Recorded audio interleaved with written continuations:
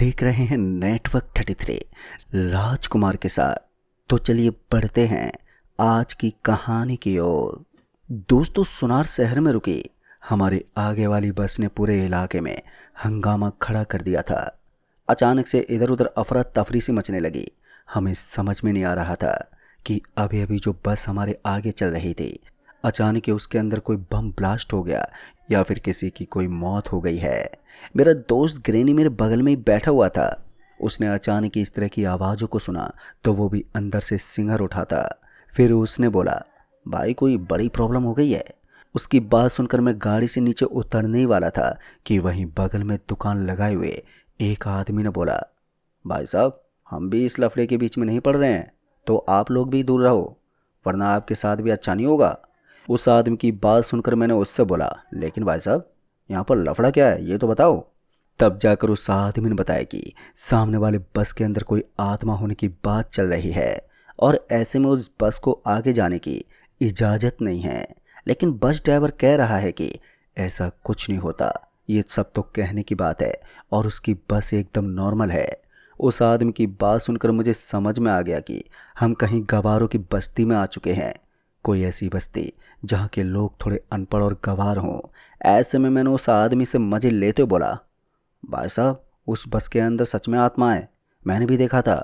और फिर मैं ज़ोर से ठाके मारकर हंसने लगा। तभी उस दुकानदार ने हम दोनों की तरफ चेतावनी देते बोला, तुम लोगों को जितना हंसना है हंस लो, लेकिन अगर इस तरह की स्थिति तुम्हारे सामने आ गई तो गांव में आकर मंदिर पहुंच जाना। और ये बोलकर वो फिर से अपने काम में जुट गया। मुझे उसकी ये बात थोड़ी अजीब लगी, लेकिन फिर सामने की तरफ हो रहा वो हंगामा थोड़ा खामोश हुआ और लोग अपने अपने काम में वापस से जुट गए। वो बस भी अब वहाँ से निकल ही रही थी और मुझे भी थोड़ी सी चैन की सांस मिली कि अब मैं जल्दी से यहाँ से निकल जाऊँगा। ऐसे में मैंने भी उस बस के पीछे पीछे अपनी गाड़ी को लगा लिया और हम भी तुरंत ही वहाँ से निकलने लगे। तभी मैंने देखा कि उस बस के अंदर कुछ चल रहा था। शायद वो कोई लंबा सा आदमी था जो उस बस की छत के ऊपर से नीचे लटका हुआ था। हालांकि वो अंदर था तो कांच के अंदर से मुझे थोड़ा साफ साफ नजर नहीं आ रहा था। तभी मैंने अपने दोस्त को भी यही बात बताई तो उसने बोला, भाई हो सकता है ये कोई आदमी हो जो बस की छत को पकड़ कर खड़ा हो और कांच के अंदर से हमें साफ साफ नजर ना आए। खैर हमने इस बात को नज़रअंदाज कर दिया और अब वो बस और साथ ही हमारी गाड़ी उस गांव के इलाके से बाहर निकल चुकी थी। लेकिन अब जो इलाका हमारे सामने था वो सच में बहुत ही हैरान कर देने वाला था। वहाँ पर बहुत ही भयानक सा अंधेरा था। सड़क के दोनों तरफ बहुत ही बड़ी बड़ी झाड़ियाँ थीं। ऐसा लग रहा था कि इस इलाके में गाड़ियाँ काफ़ी कम गुजरती हो। एक तो मैं इस रास्ते से 5 से 6 साल पहले आया था और ऊपर से अब ये रास्ता थोड़ा और डरावना सा बन गया था। ऐसे में सफ़र करते समय मेरे मन में कई सवाल थे, पर तभी सामने वाली बस का एकदम से ब्रेक लग गया। ब्रेक लगाते ही मैंने भी अपनी गाड़ी को संभाला और फिर किसी तरह मेरी गाड़ी उस बस से टकराते टकराते बची। उस समय मुझे उस बस ड्राइवर पर इतना गुस्सा आया कि मैंने तुरंत ही गाड़ी का दरवाज़ा खोला और नीचे उतरकर सीधा उस बस ड्राइविंग सीट की तरफ पहुंच गया। तभी मैंने देखा कि वो एक बूढ़ा सा आदमी था। शायद उसकी उम्र यहीं कोई 55 से 60 साल की होगी। तभी मैंने उस आदमी की तरफ देखते हुए कहा, अरे भाई साहब उम्र के साथ साथ आंखों ने भी काम करना बंद कर दिया है क्या? दिखाई नहीं देता आपको? आपकी बस के पीछे से भी गाड़ियाँ गुजरती हैं। पहले तो उस आदमी ने मेरी तरफ देखकर अपनी नज़रें घुमा ली, लेकिन उसके बाद पानी की एक घूंट लेते बोला, अरे भाई साहब सड़क के सामने कोई महिला आ गई थी। उस आदमी की आवाज़ एकदम दबी हुई थी जिससे ये साफ पता चल रहा था कि वो आदमी थोड़ा घबराया हुआ था। फिर मैंने सामने की तरफ देखते हुए कहा, भाई साहब पागल हो क्या? सड़क तो पूरी सपाट पड़ी है, बस चलाते समय थोड़ी कम पिया करो। और फिर इतना कहने के बाद मैं अपनी गाड़ी की तरफ पलटने ही वाला था कि तभी उस आदमी ने बोला, अभी अभी वो महिला सड़क पर ही थी, पता नहीं वो अब कहाँ चली गई। बाद में मैंने भी उस आदमी की बातों पर ज़्यादा ध्यान नहीं दिया और सीधा अपनी गाड़ी के पास चला गया। दोस्तों, अब तक मुझे एक बात तो समझ में आ गई थी कि ये बस वाला या तो शराब पीकर बस चला रहा है या फिर इसे कोई छोटा मोटा भ्रम हुआ है। कहने को तो उस समय पर मैंने इस बात को नज़रअंदाज कर दिया था, लेकिन मेरे अंदर ही अंदर अब एक अजीब सी बेचैनी बन गई थी। फिर उसके बाद मैंने अपने दोस्त को बोला, भाई एक काम कर, इस बार गाड़ी को तू ड्राइव कर, मेरी बात सुनकर मेरे दोस्त ने तुरंत ही स्टीयरिंग पकड़ लिया और वो गाड़ी को चलाने लगा। अभी मैं उसकी बगल वाली सीट पर बैठकर बाहर से आने वाली ठंडी ठंडी हवा को आराम से एंजॉय कर रहा था कि तभी मेरी नज़र सड़क के बीच में पड़ी। दरअसल अभी भी वो बस तो हमारे आगे ही चल रही थी, लेकिन बस और गाड़ी के बीच में अचानक मुझे एक बड़ा सा पल्लू लटका हुआ नजर आया। ऐसा लग रहा था कि वो किसी महिला के कपड़े हैं। उस पल्लू को देखकर एक बार के लिए मेरी नज़र इधर उधर तो हुई, लेकिन तभी मेरे दोस्त ने बोला, भाई देख मौसम कितना साफ हो गया है। तभी मैंने अपने दोस्त को बताया कि मुझे सड़क के बीच में एक पल्लू लटकता हुआ नजर आ रहा है, लेकिन मेरे दोस्त को इस चीज़ की कोई भी खबर ही नहीं थी। बस वो फ्रीडम लेकर गाड़ी चलाता जा रहा था। उसने फिर मेरी तरफ देखते हुए बोला, अरे भाई तूने भी ज़्यादा ले लिया क्या? मुझे तो सामने कुछ भी नज़र नहीं आ रहा है। अब इस बार मैंने अपने दोस्त की तरफ देखकर फिर से सामने देखा तो मैंने पाया कि सच में वहाँ पर कुछ भी नहीं था। अब मुझे समझ में आ गया था कि मुझे उस बस ड्राइवर की इस प्रॉब्लम को समझना चाहिए था, क्योंकि थोड़ी देर पहले जो उसने देखा था अभी अभी मेरी नज़र उसी पर टिकी थी। फिर उसके बाद मैंने अपने दोस्त को बोला, भाई कुछ तो गड़बड़ है, वरना सड़क के ऊपर इस तरह के नज़ारे दो इंसानों के एक ही तरह से नज़र नहीं आ सकते। तू एक काम कर, गाड़ी को यहीं पर रोक ले। मेरी बात सुनकर मेरा दोस्त हंसते हुए बोला, अरे भाई तुझे भी यार कोई भ्रम हुआ है, ऐसा कुछ नहीं हो सकता। उसने अभी इतना ही कहा था कि तभी हमारी गाड़ी के बोनट पर कोई चीज़ धड़ाम से गिर पड़ी। अब ये चीज़ इतनी ज़ोर से गिरी थी कि मेरे साथ साथ मेरे दोस्त की भी आंखें एक बार के लिए बंद हो गई। फिर जब मेरे दोस्त ने गाड़ी को काबू में करने की कोशिश की तो वो असफल रहा। गाड़ी पूरी तरह से डिसकंट्रोल हो गई थी और फिर उसके बाद गाड़ी सड़क से नीचे उतरकर सीधा एक पेड़ से जा टकराई। पर अच्छी बात तो ये थी कि इस भयानक दुर्घटना में हमारे साथ अभी तक कोई हादसा ही नहीं हुआ था, इसलिए हम दोनों अब चैन की सांस ले पा रहे थे। तभी मेरे दोस्त ने बोला, भाई सड़क के ऊपर अचानक से कुछ आया और बोनट के ऊपर गिर गया था यार। लेकिन हैरानी की बात यह है कि अब हमें फिर से यहाँ पर कोई नज़र नहीं आ रहा था। उसकी बात पर सुनकर मैंने उससे बोला, मैंने तो तुझे पहले बोला था कि यहाँ पर कुछ अलग है, लेकिन तूने मेरी बात ही नहीं मानी। फिर बाद में उसने बड़ी ही सावधानी के साथ गाड़ी चलाना शुरू किया। अब वो गाड़ी की रफ्तार को 20 से 40 के बीच में ही रख रहा था। फिर गाड़ी ने भी धीरे धीरे फिर से रास्ते को काटना शुरू कर दिया। मुझे किसी भी तरह से इस भयानक इलाके से बाहर निकलना था। पहले तो मैंने सोचा था कि इस तरह के रास्ते में सफ़र करने पर बड़ा ही मज़ा आता है, लेकिन अब महसूस हो रहा था कि मज़ा तो आता है, लेकिन वो मज़ा डर का होता है। वो भयानक दास्तां होती है जिसका अनुभव हर किसी को मौत के घाट उतार दे। फिर मैंने अपने दोस्त की तरफ देखते बोला, भाई तुझे नहीं लगता इस रास्ते में भूत प्रेत हैं? मेरी बात सुनते हुए उसने बोला, भूत प्रेत का तो पता नहीं है, लेकिन जंगली जानवर ज़रूर हो सकते हैं भाई। तभी हमने ध्यान दिया कि हमारे आगे आगे जो बस चल रही थी वो अब कहीं भी नज़र नहीं आ रही थी। शायद वो हमसे बहुत ही आगे हो गई थी।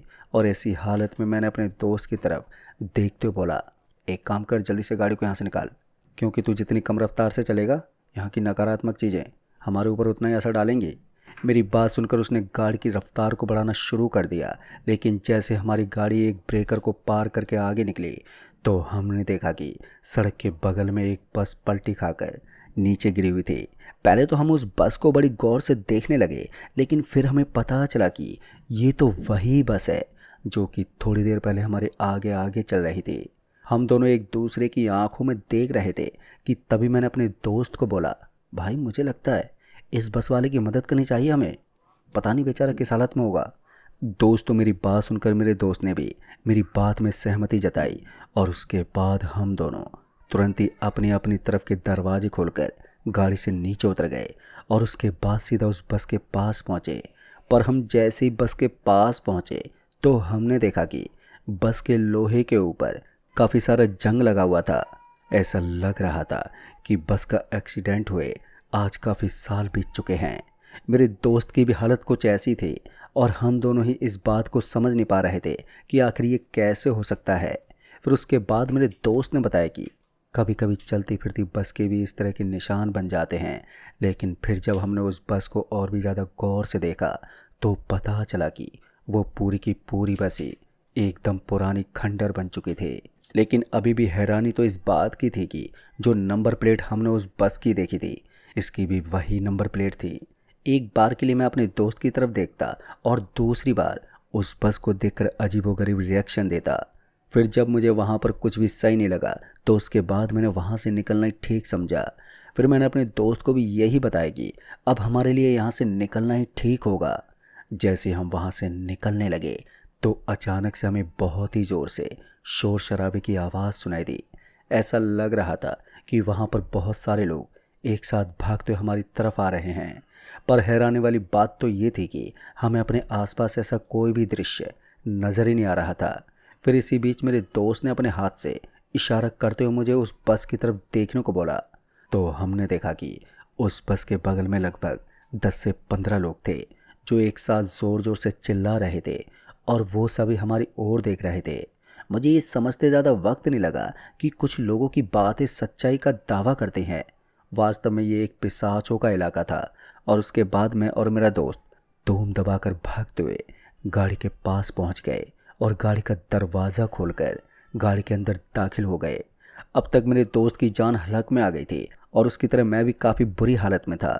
बाद में मैंने अपने दोस्त को इशारा किया कि वो गाड़ी को ड्राइव कर सके, क्योंकि ऐसी हालत में मैं बहुत ही ज़्यादा घबरा जाता हूँ और मेरे लिए गाड़ी को ड्राइव कर पाना थोड़ा मुश्किल हो जाता है। इसलिए मेरा दोस्त सीधा ड्राइविंग सीट के ऊपर बैठ गया और वो गाड़ी को चलाने लगा। मैं उसके बगल में बैठकर यही सोच रहा था कि मुझे क्या करना चाहिए। मैं बार बार गाड़ी की विंडो से झांकते हुए पीछे की तरफ देखता, लेकिन दोस्तों अजीब बात ये थी कि वो लोग अब मुझे कहीं भी नज़र नहीं आते।